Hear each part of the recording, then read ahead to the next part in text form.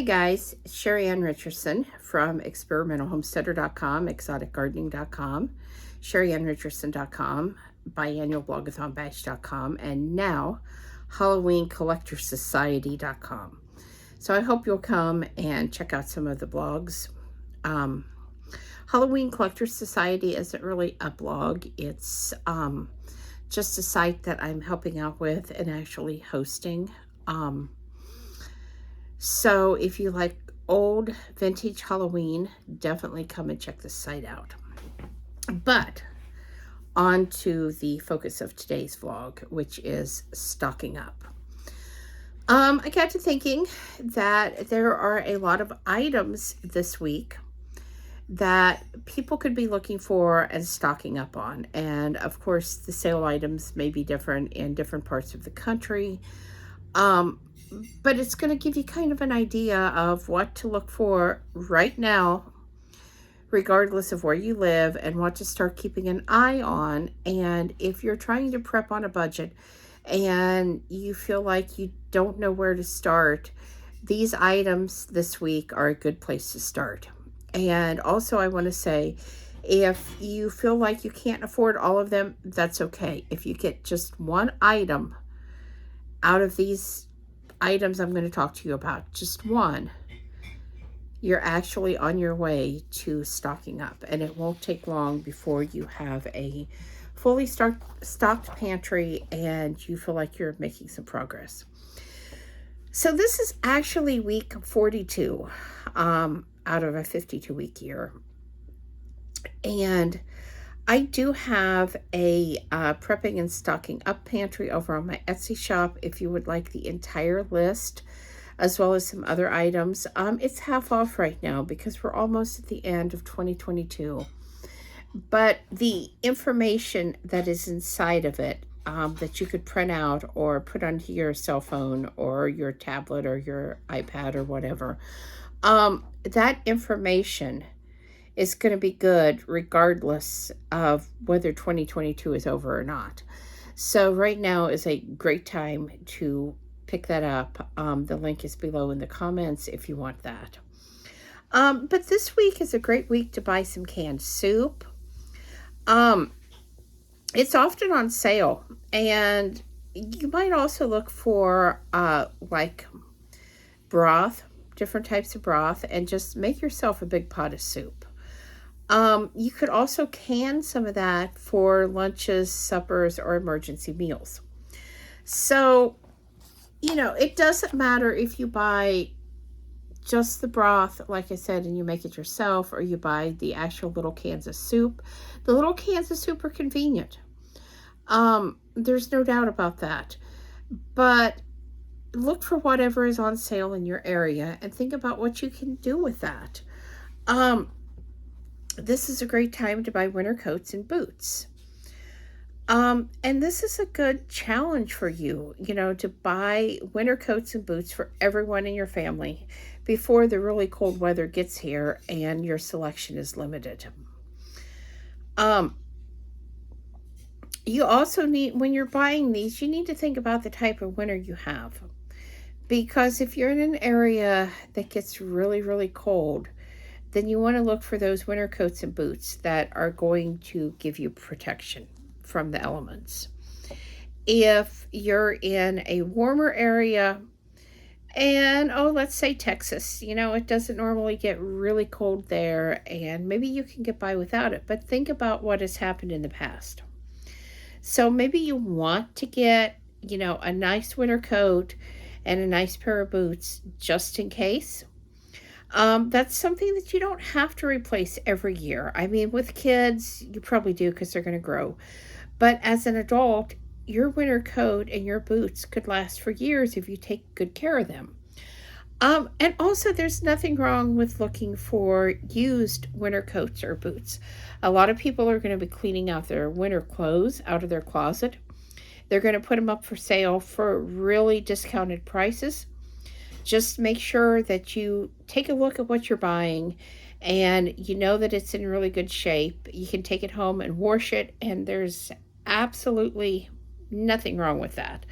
Another thing that you might do if you're on a tight budget and you're wondering how are you going to do this, do you know other people that maybe, their kids are a little bigger, a little smaller than your kids, and you can swap, pass things down, buy things off of, because kids grow really fast. I mean, we all know that.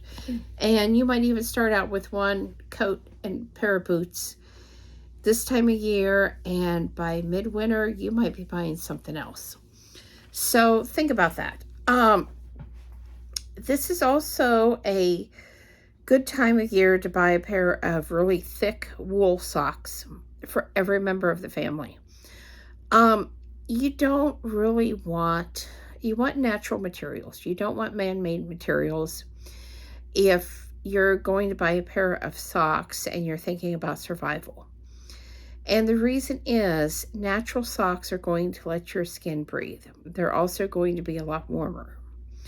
So a good pair of wool socks, you can feel the socks. Not all wool socks are itchy. You can definitely get some that are, but if you feel the wool and you can feel the softness in it, and it doesn't feel itchy on your hands, it's not going to feel itchy on your feet. Holiday baking supplies are another thing you can stock up on right now. Make a shopping list of what you're getting low on or what you're out of. And go ahead and stock up on those items while they're on sale, because this is where you're going to get the really good deals.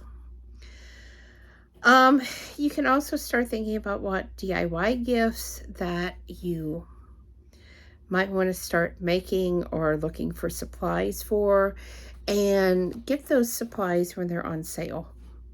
You've still got a number of weeks left, and a lot of the craft stores and things will put things on sale either every other week or every third week. So if you know what you're looking for, you could really save some money.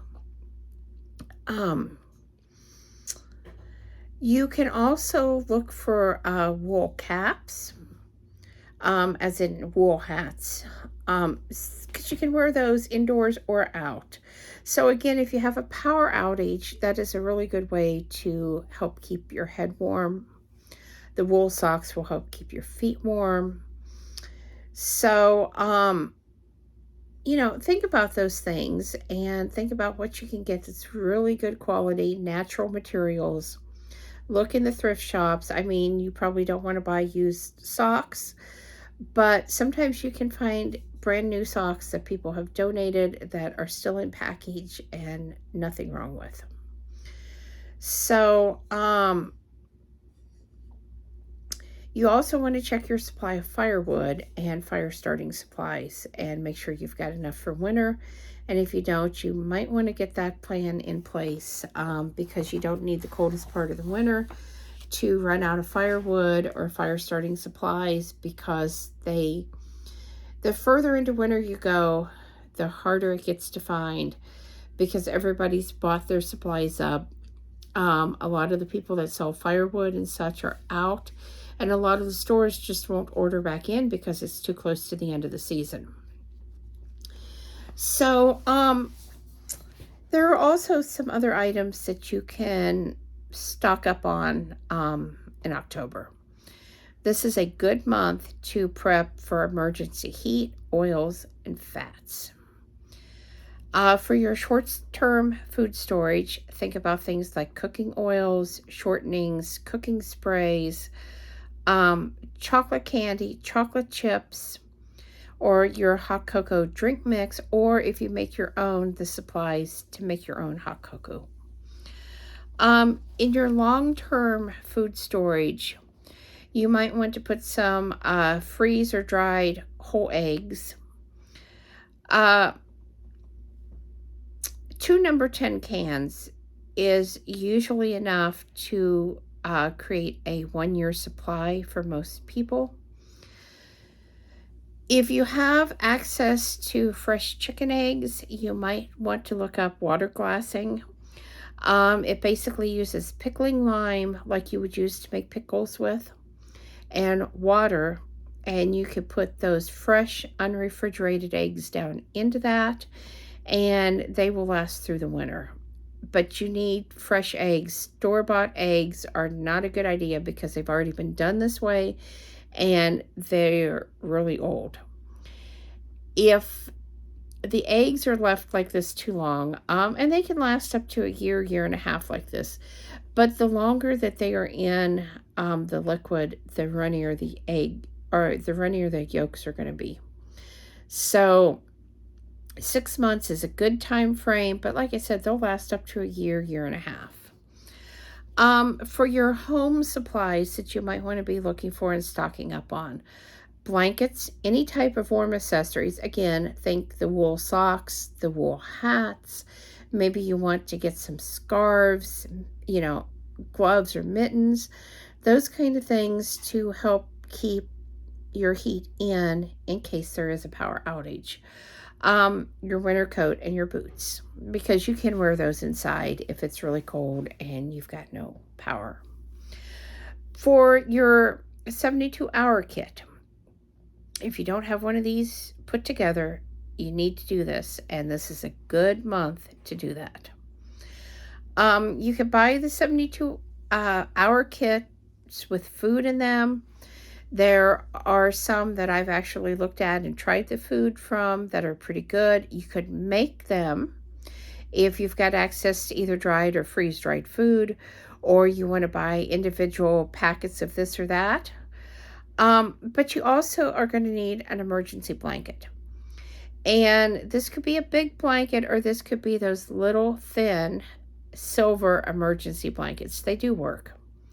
I've got several around here, and at times when I felt really cold or haven't felt good, I have used those and slept on those, and they really, really do work. You want hand and foot warmers, maybe some of those little packets that you can buy that you can kind of crinkle and get warm with. I know that now they've got some socks out that have some kind of warming stuff in them if you want to go that way.